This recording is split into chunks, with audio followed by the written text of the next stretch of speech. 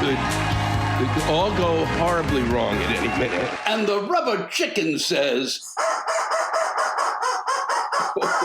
wow, if a person makes something up and then that person actually believes what they made up, then that person is out of their minds. Yes, sirree. You should be a psychiatrist, rubber chicken. Oh, you're getting a degree in that too. You've had some time. Oh, that's nice. Well, we can't talk about that now, but maybe I can work on that later. I'll lay down on the couch and you can talk about my problems because I got a ton of them. All right, rubber chicken, I can't go on. It's been a long time and I'd love to talk to you, but we've got to get on with a Rantcast number 60 entitled, Oh My God. There's an oh my God variant? Son of a bitch. I can't believe this. I can't believe it. I can't believe it. Nuh-uh. I'm coming back from a vacation. We all are. Winding down from whatever our Thanksgiving was. And bam. Oh, now there's a new variant. Well, fuck. How? That's all you can say. I mean, there are probably other ways you could say it, but that's the way I say it. It is beyond, and then, well, do you have any information? No, there's no information. We don't know what's going to go. It's got hell on wheels. Everything's coming out of South Africa at 1 billion miles an hour. It's going through cornfields. It's eating mice. Oh, boy. We haven't got the energy. Lord knows I haven't had the energy because you haven't seen me around for a while. And I could go into why, but, you don't want to hear it, and I don't want to go through it. But suffice it to say, it was logistics. And I just, kind of realized that I hit the road too hard, too fast, and it was too much. But I think we've got everything in order now, and we're back with you. And I'm not sure how the Rantcast is going to roll out over the next few weeks. I would love to do it during the shows, but I really have got to get back. 600 days of not doing shows, almost 700 really, of if you're doing maybe 8 shows or 7 shows in 700 days. Is, it's like, I wouldn't call it it's not like an athlete. Let's get a grip, Lewis. But as I was saying the other night on stage, I really should have chosen to perform on a gurney as opposed to ranting and raving like a lunatic. Because sometimes when you haven't worked in a long time, you really press the old envelope. But so I've just really got to get back, and I've just started the tour back up again. We played Stanford. We played Atlantic City, and it was great. It was great to be back at the Borgata.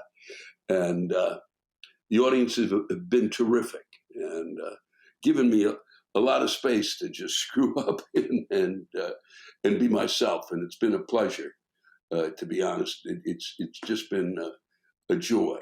And but I'm not able to do those live rant is dues after the show, and we will get back to those, I promise. There's a part of me that thinks maybe in 2 weeks from now, when we're like in Stewart, maybe, or not in Jacksonville, maybe, that we might be doing it. But for sure, it'll be back in January when we hit Denver. So where the Rantcast will be, we'll continue to put that together once we get those out. And for now, I'm not sure is this holiday season has hit us, when we'll be doing this. And since I'm back on the road, how to put it into the time frame that I'm dealing with. And isn't this interesting? Aren't you fascinated by my schedule? But I just wanted you to know, I really do want to keep this going and get everything rolling again. And I feel like I'm getting closer and closer to it. And I'd probably get really close to it if the news wasn't just really slowing my brain down. and making it impossible to kind of move forward in a really quick fashion to get right to the point of things. But oh my God, the stuff that has gone on is staggering, just staggering. And I wish I could go through it all with you on this go round, but it's just too much. We'll be going through it again, and by the time we start going through it again, there'll be another stack of stuff on top of it.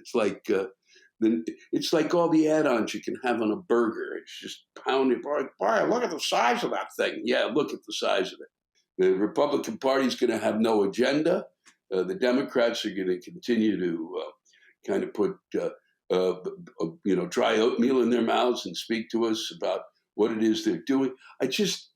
How they are not realizing what the fuck is going on out here is beyond my comprehension. It's just stunning that anyone could vote against an infrastructure bill. I probably have said that before. It's ridiculous. Even the rubber chicken, who's just a rubber chicken, knows that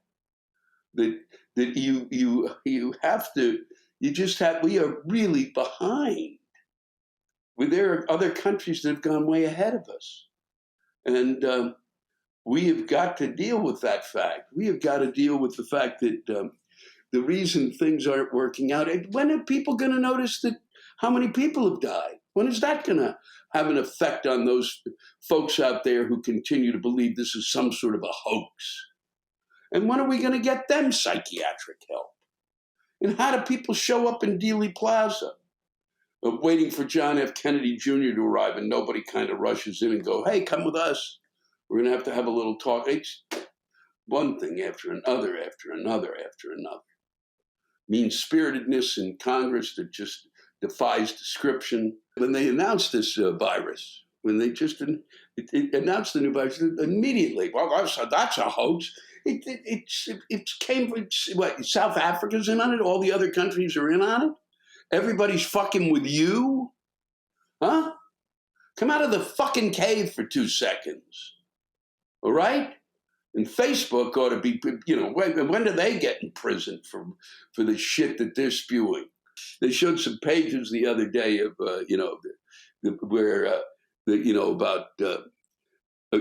what they're saying about, the needle and vaccines and death and all of that. Oh, boy. That it's really, it's what's going to kill you. They were comparing it to the Holocaust. To the Holocaust. Good God. I would, if they said every day, in order to get through the day, I would have to take another shot, I'd take a shot. They never explained it, and that didn't help. And it wasn't just because of the former leader. It was because nobody had the bright idea at the CDC or the National Institute of Health or anywhere to fucking do a 10-minute documentary that you show every day explaining how the vaccine worked. Okay, because people certainly had no clue. All they saw was, well, this is another vaccine, and those things give you, autism, and they do this and they do that, and they, based on whatever nonsense they read somewhere. Anyone who wasn't wearing a stethoscope apparently had an audience for their bullshit. It's just, I just can't fathom why we couldn't. There's so many missteps along the way, but that one in particular, the thing that stunned me was I saw the 60 Minutes, and they're involved in this too. They're deeply involved in the whole hoax. But they interviewed the folks who created the vaccines, all the folks who were involved. And one of the things about this vaccine, and I may be getting this wrong because I'm another fucking moron talking about it. But from what I gather, what makes this vaccine different is that nothing stays in your system. This disappears.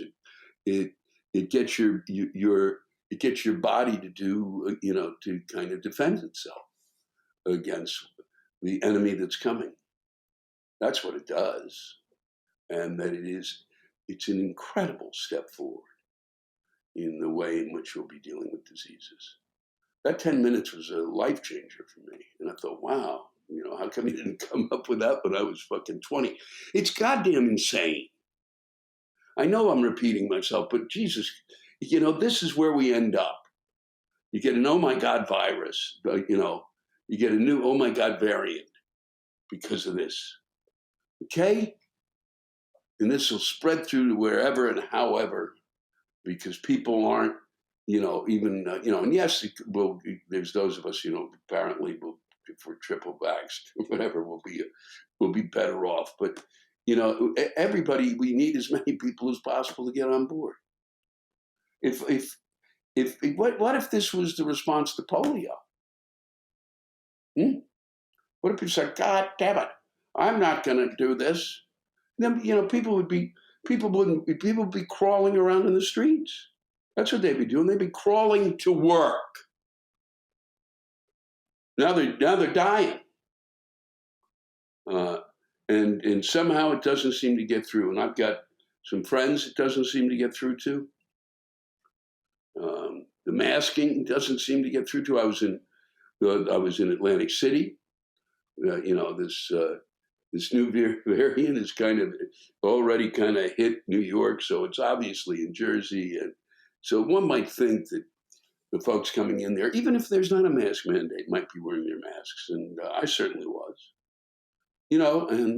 Nah, I'm not gonna let them take away my freedom. And I don't think that's what people were thinking. I just think they are exhausted.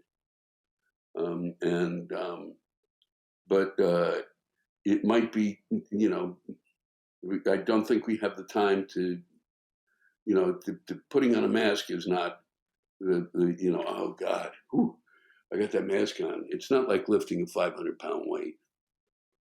All right. I mean, like if you have to fly cross country, it can be pretty exhausting and annoying. I really wish I could go through all of the insanity that I've watched over the past 2 weeks as I've been waiting to get back on the road. And just over the past 2 weeks, it's been like a veritable potpourri of shit that has hit all of our nostrils. No, whatever side you're on. People just are, God damn it, build back better. What the fuck does that mean? Why would you say it that way? Who came up with that? All right? Explain it. It doesn't say anything. It sounds like it's in a third tense, a tense that doesn't exist. We're going to build back better. What? Explain to people what it is. And then explain how it's not socialism. Some of it I agree with. And really what it boils down to is that if the Republicans were doing their job and really cared, they would go over this whole thing with a fine-tooth comb. They wouldn't be going, boy, you can't do this, and these people will take advantage of that, and this will be that, and boy, and we don't have the money. We don't have the money because you gave the money to rich people who don't need the money. I can't even, the abortion potential in terms of how they're going to rule on that. I'll talk about that at some other point when it's a reality. There's a lot of, this is, you know what this means. They're going to do this now. I don't know if they are.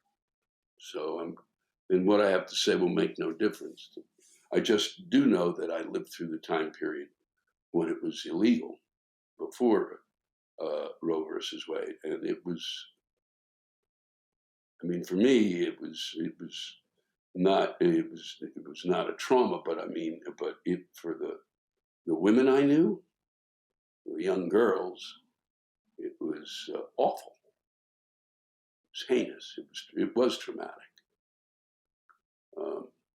Certainly through my high school, that's for sure. I can't imagine having to seek out help at that point. And that's what they're sending people back to. Hey, I know a place we can go, the Dark Ages. That'll be fun. We're racing back there as fast as we can. I'm just glad to be back on the road where I can kind of wander about and tell my goofy tales, my tales of woe. And this country is full of it. We hit Florida, and so I'm going to give you a little rundown of where I'm going to be. That's right, I've got it here on my phone. Right here, you can find it too, but on the 9th, coming up this Thursday, Fort Myers at the Barber Man. Fort Lauderdale at the Barker Playhouse in Melbourne, where my good pal, I think Kathleen Madigan was just at the King Center. Then I have a little time off, and it's on to Stuart, Florida, the tiny little town, because they're cozied up to the beach. And the birthplace of John Bowman, truly one of America's great, certainly one of America's funniest people. And then on to St. Petersburg, Florida, the Mahaffey Theater, and finally in Jacksonville, Florida, where we really hope at the Florida Theater that we will sell over 500 or 600 tickets. We have never sold tickets in Jacksonville, ever. It's just never worked out. I don't know if they think, wow, I don't want to see him. I mean, from the very beginning, this is not somebody I want to see. I'm hoping we can break a record. Come on, Jacksonville, let's do it. But that's where I'll be, and then we head out again on the 21st of January, and during that time in January, I'll be doing some Rantcasts. Yes, I will, because I have a little time there.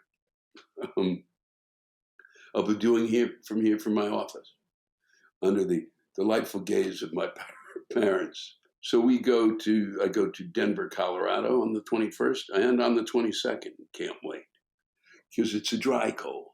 I lived in Colorado. It's a dry cold, and it is actually a drier cold. On to Salina, Kansas. I probably said that wrong. Tulsa, Oklahoma, Oklahoma City. That'll be on the next weekend, 28th, 29th, the 30th, and then on to San Diego. Oh, and the sun comes out. Los Angeles, the Orpheum, the Balboa in San Diego, a great theater. It's the Paramount Theater in Denver, and that's a great theater, and it's always a pleasure to get back there. So go to my website. It'll tell you how to get the tickets. Remember, you can become a member of Fuck You, my fan club. And the reason to do that, really quite simply, is that there's no major money to be made from this. It basically helps pay the folks who are helping you out, and allows you to be ticket master at your own game, so you can get the best seats in the house. It is something that we were able to come up with. Certainly not me, but my incredible staff of hundreds, and it makes a difference. Folks get really great seats and the opportunity to kind of do, especially if once we kind of get through the oh my God variant and onto the holy shit variant. And I mean, before that one, we have like a breathing space. We think we're going to get back to normal. We will do some meet and greets. We will try to provide some extras. We always do with the membership, but it's mostly that ability to get those seats. And so to wrap it up, by golly, it's time for mistletoe and holly. Yep, I can't believe I just did that, but after a couple of days of performing, I think I may branch out into maybe 10 minutes of singing. Fuck this Rantcast. Just annoy you with singing, as I've annoyed people with whatever political ideology they think I'm side about. And they're starting to say this Brandon shit. I don't even know what it is. I know that it has to do with some bullshit thing that occurred during, and it means that you don't like Biden. But say it then. Say you don't like Biden. That's fine. Just go ahead and say it. I say it. Okay? Sometimes it's like, are you shitting me? Come on. Wake up, Joe. Wake up. But they said it. There was a guy in the audience last night. I had friends there, and he was sitting behind him saying it. And I talk about stuff that actually happened.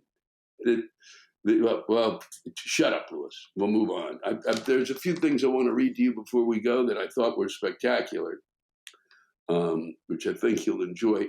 I talked a bit about cats in my new set. And it's researchers at Britain's University of Liverpool, the Beatles, and that's a great documentary that they're doing on, I think it's Disney Plus of all places. It's really something about the Beatles. Britain's University of Liverpool found that many cats exhibit psychopathic traits, including meanness, disinhibition, whatever that, pet unfriendliness, and human unfriendliness. Wow, psychopathic traits in cats. I agree with that. I didn't need no study to tell me that. I didn't have to have somebody research it. I researched it on my own. I used to live with somebody who had a Siamese cat. Whew, what a little, making those noises. Matthew McConaughey, the self-described philosopher, poet, statesman. Who does that? Who self-describes himself as that? Huh? That's you leave that for history. Okay? Philosopher, poet, statesman. Like maybe nobody's leaping to mind even. But Matthew McConaughey, you look at me, announced that after careful consideration, running for Texas governor is a path that I'm choosing not to take at this moment. Oh, so don't give up hope, folks, for the philosopher statesman. McConaughey advised disappointed fans.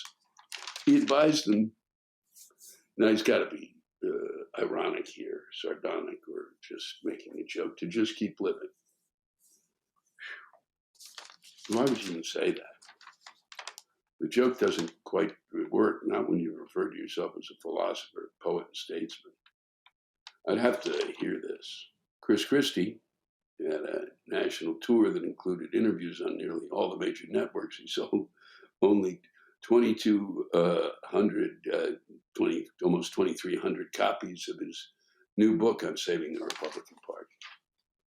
And I sold more copies of the 3 books that I wrote each time.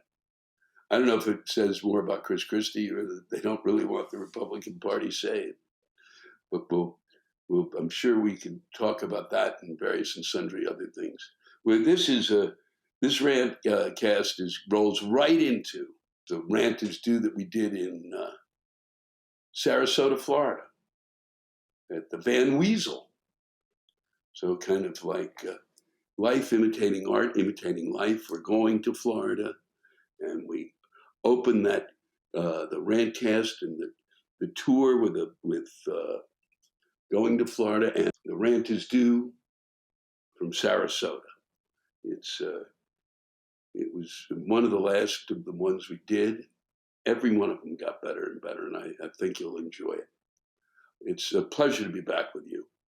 I promise that I will be more and more on my game. A lot of the energy that I had this week went into fucking trying to remember my act.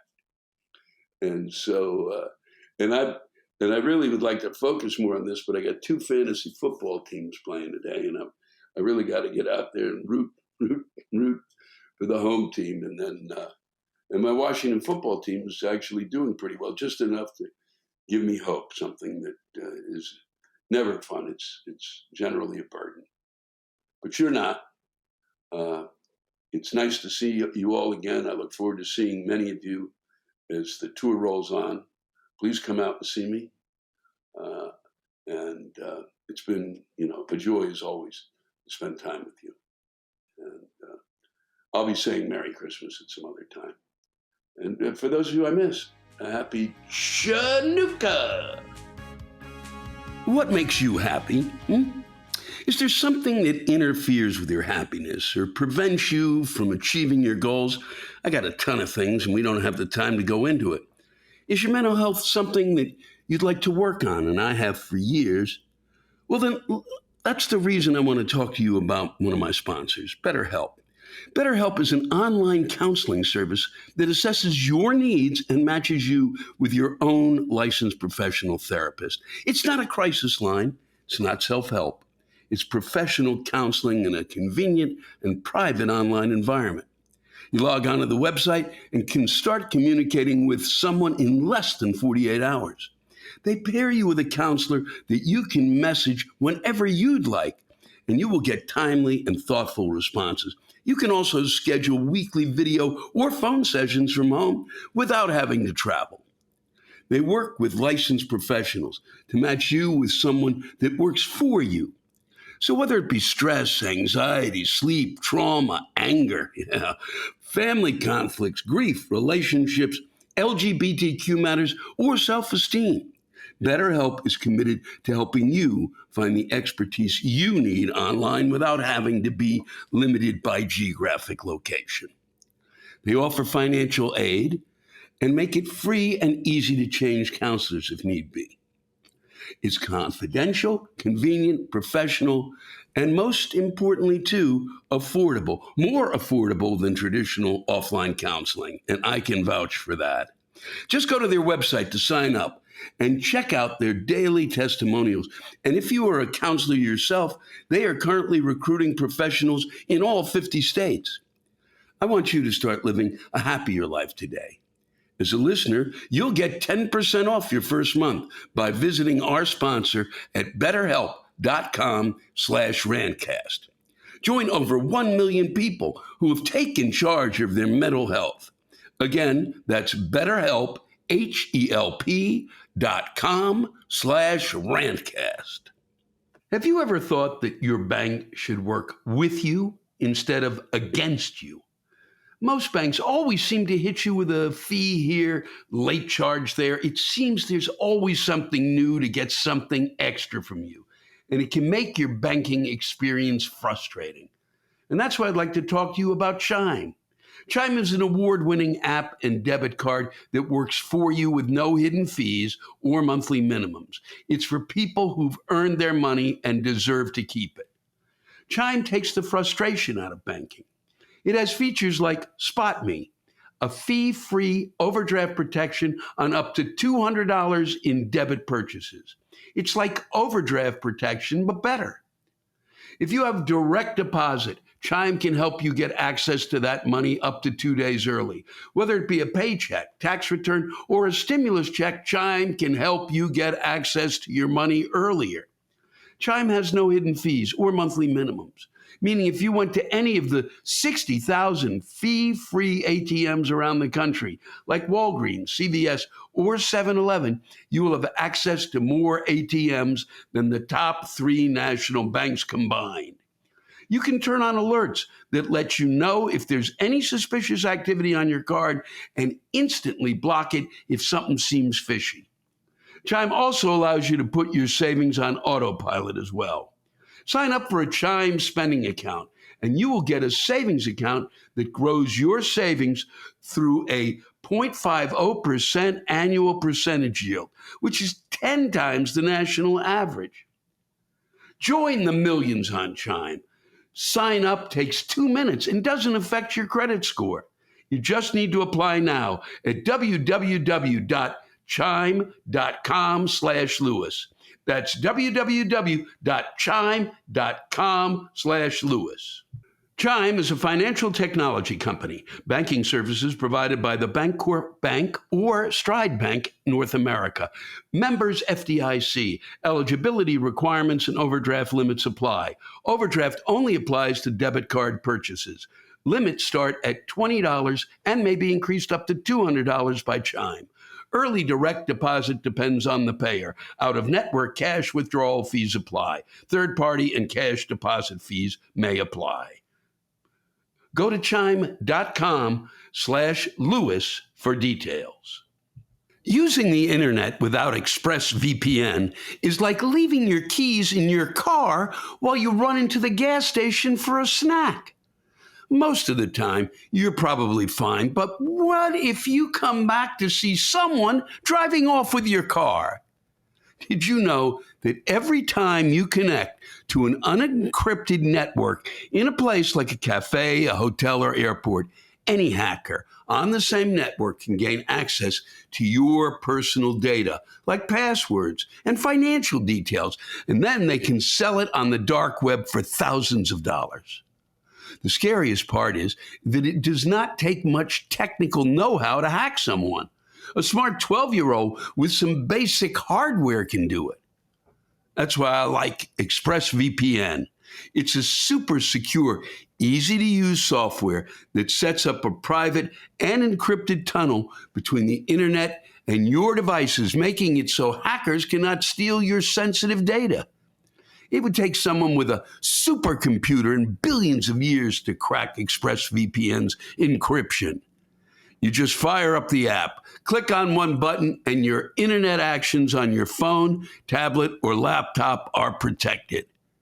I like ExpressVPN because it's dead simple to use, and in seconds, my personal data is protected.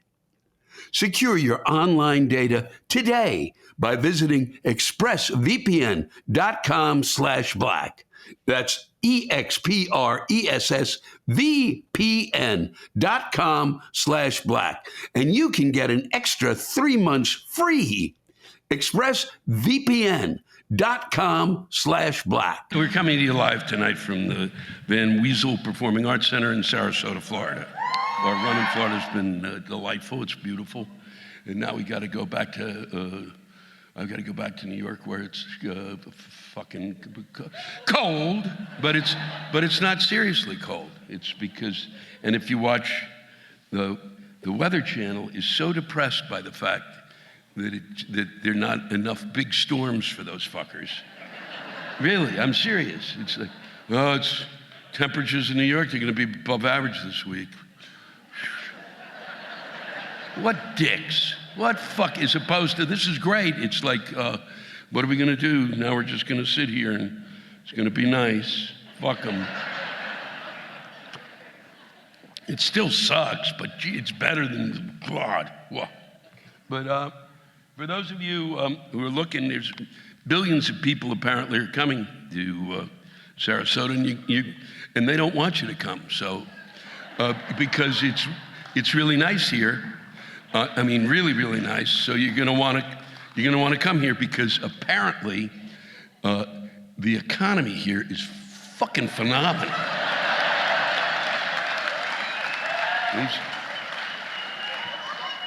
They get 9 vegetables at every meal. They just fucking throw food at them. You walk into a restaurant here, they go, ha, you don't even bother to pay us. We're doing so well. My 401k has a 401k, so today everything's on us. I just want to, before I go on, last night, for those who watched the show, last night I read something by one of our soldiers and who was yelling about our leader, and then another soldier got very upset and didn't quite understand how this worked exactly, and I just felt badly because they couldn't hear him. And the first soldier was upset about the leader now, and the other soldier was upset about the leader before, about Obama. But the other soldier didn't understand that he couldn't be heard.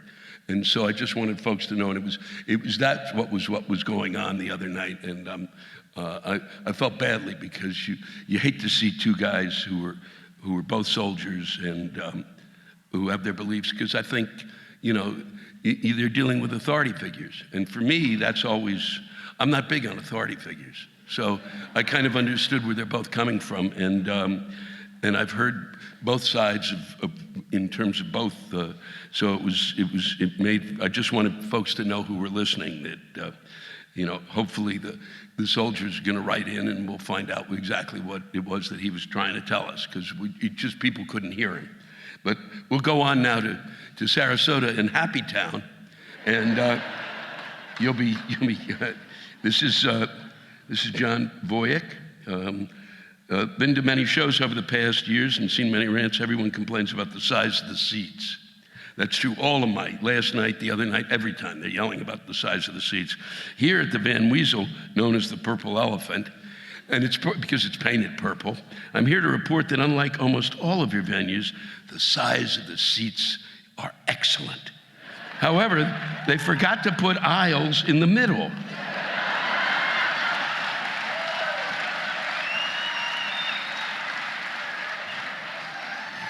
And I will add, huge fuck error. Therefore, every time alcoholic drunk wants to get another fucking beer, the whole row must get up to let his asshole out, and again when he returns. You would think by charging $9 per beer plus tip would discourage these trips during the performance, but no! This asshole has made 3 trips and you haven't been on yet. Welcome to Sarasota, the home of the newlyweds and almost deads. Quite a few of the latter.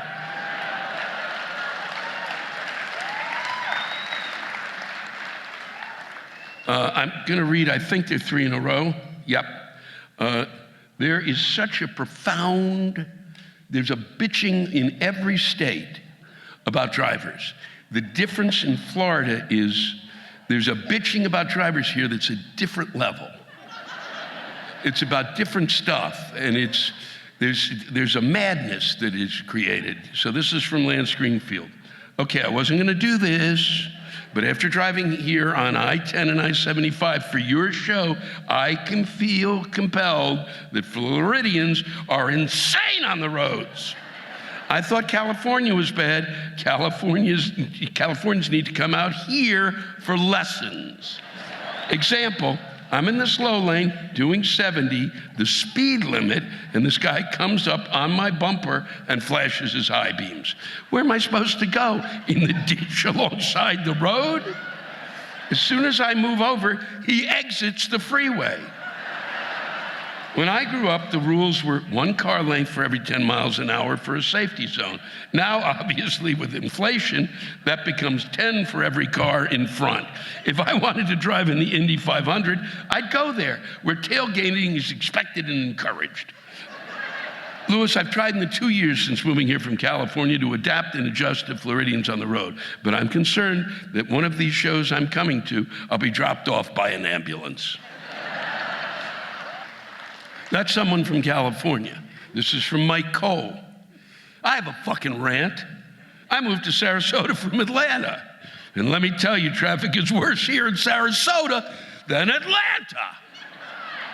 And that is fucking saying something. First of all, these old fucks in this town don't drive the speed limit. Don't use blinkers and change lanes whenever they want. Downtown is a fucking mess with construction as they are adding roundabouts.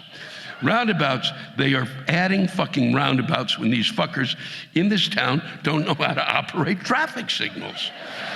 With the construction, it takes about 30 minutes just to get over the bridge from Lido Key. The other day, I watched an old bag with fake tits jog over the fucking bridge faster than I could drive across. This town is going to be fucked for the next several years, and then it remains to be seen how these fuckers operate roundabouts. And just so you know, Mike, everywhere in the country they're building roundabouts. Everywhere, for no apparent reason. Somebody went to New England and went, fuck, this will be great. That's why the New England Patriots won. They all had roundabouts. Sharon Brown, how the fuck would we ever be able to get the hell out of this state in the event of a major hurricane when the west side of the state uses I-75, which has major backups from fucking accidents every day, and when the Q-tips who can't drive arrive, it's a fucking parking lot. Oh well, at least I have hurricane shutters and a medical marijuana license.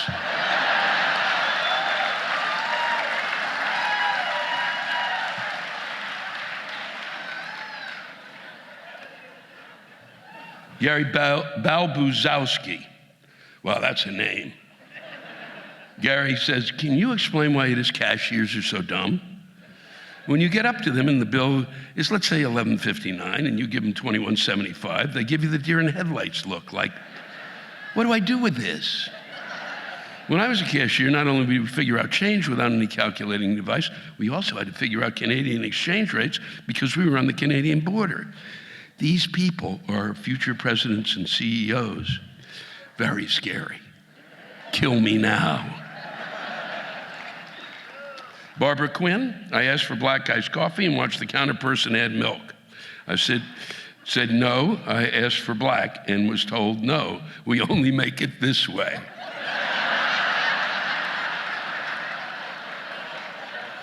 Well, this is from Samuel Echeverria. Well, Valentine's Day is coming up soon, and guess who doesn't have a Valentine this year? You guessed it, it's me. And the reason why I didn't get a Valentine this year is because I have nobody to fuck! I'm still single and ready to mingle, but I'm also being diagnosed with autism for the longest time, and this fucking sucks so bad that I'm never gonna get laid. You know what I'm gonna do for Valentine's Day? I'm gonna listen to Alanis Morissette. Well, that's not gonna help. So let me just say, in conclusion, fuck Valentine's Day. Mary Richards, oh,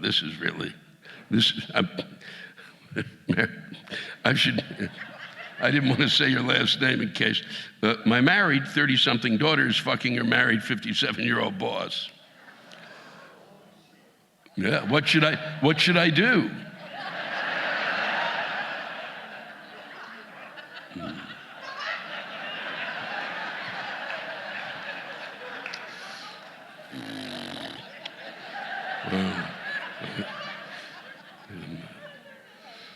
I don't know.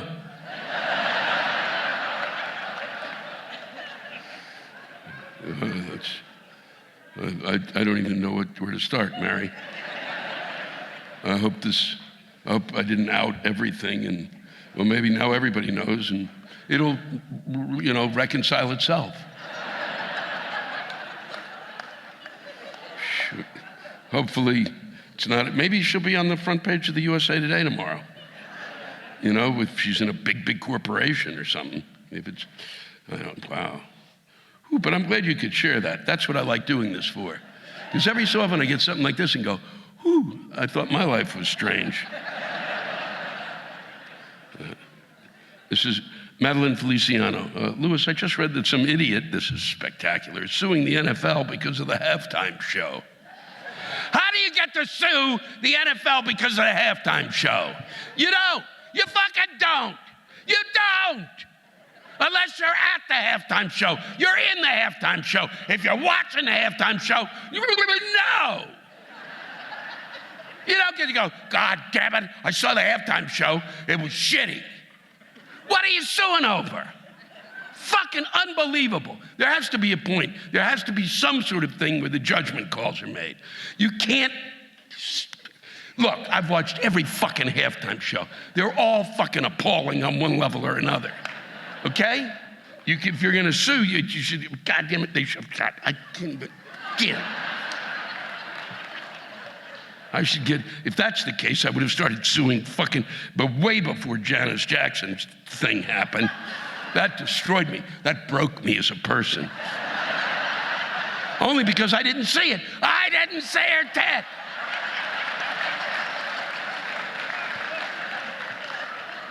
Really, are you fucking kidding me?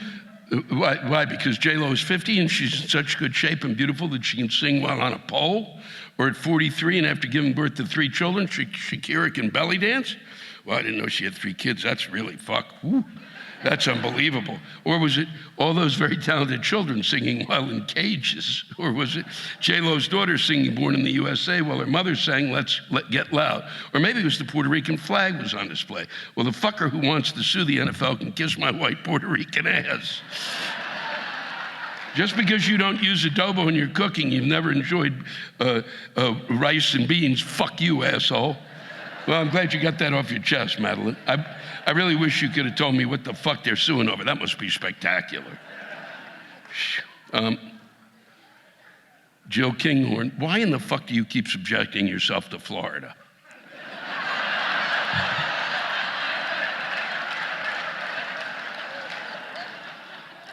because it's sunny. And I like playing here. This has been a great, playing the Van Weasel's been really interesting because this, I guess, maybe the 6th time I've played here. And the first 4 times, maybe the first 4 times, yeah. 3 times, the audience, I would come out here, the audience just, the level of hate. And I was playing all over the country, but I'd come here and people just sit there, I don't get it. The laugh was, but the place was packed. And I don't know if everybody was deaf. I don't know what was going on. And then 2 years later, they said, they want you back at the Van Weasel. I said, what the fuck for? And I came back, and it was worse than the time before. And I said, but fuck, and they're gonna pay me? Yeah, well, fuck it, I'll do there, I'll stand there. I'll take that kind of abuse as long as somebody doesn't come out and pee on my foot, sure. Let's do it again. Then they did it a 3rd time. It's fucking A. And the 3rd time it got a little better. There was like 10 laughs. It was like, ha ha, oh, ho, ho. And then the people who would laugh, it was almost too much. They had to leave. They drove home.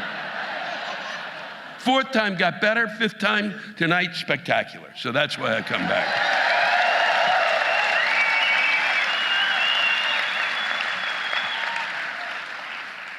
I mean, don't get me wrong, you're one of the few glimmers of light in my dismal existence in Trump country. I mean, I should have known better when I saw the metal testicles from the back of a lifted pickup truck that this place is literally where people go to die, or where they wish the conspiracy theories of Armageddon would just fucking light this place up already. But you're free. You don't have to be here, so why do you subject yourself? The rest of us are either stuck here without a fucking hope or too old to care. But thank God you do come, because it's really all some of us have. Jill, if I'm all you have, holy fuck. That's the most terrifying news I've heard in weeks. I'm gonna end with this because this is Marjorie Kaufman. I've never even heard of, no one's ever gotten angry about this. But this is splendid. One of the things I like is, as long as I continue to do this, people find things that just drive them nuts. And eventually, there's something I'd never thought would drive somebody nuts, drives them nuts. It can be anything, and this is totally new. I mean, of all of the things, I read everything that comes in on this. Everything. I've never seen this. Fuck carbon monoxide detectors!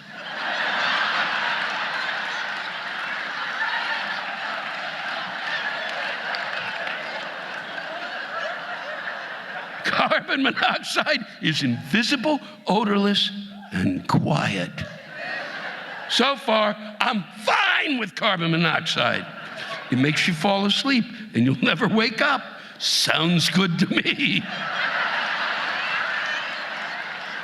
Where can I find a house with a giant carbon monoxide fart building up in its gut so I can go there and waft it in my face recreationally?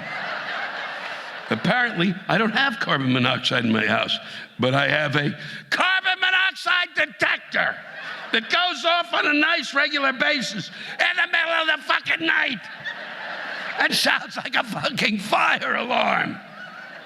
How the hell am I supposed to get out of bed and check for carbon monoxide when it's invisible and odorless? I don't. I just rip the fucking detector off the wall and press buttons until it shuts the fuck up. Then I fall back to sleep, and sure as shit, I wake up the following next morning. Clearly, carbon monoxide detectors are useless pieces of shit that wake you up in the middle of the night to remind you that you're still alive.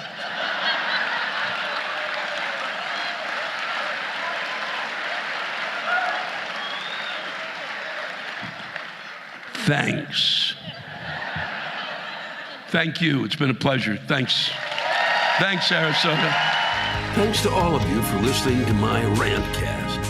If you have a rant you want to get off your chest, send it in to me at lewisblack.com/live. You can think of it as therapy, or whatever you want to think of it as. Just let it rip.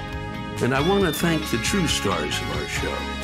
the ranters, and the splendid rants they gave us. Lewis Black's Rantcast was created and hosted by me. Lewis Black.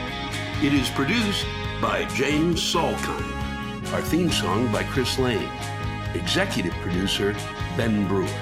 Executive producers, Matt Kleinschmidt and Robert Kelly for the Laugh Button Podcast.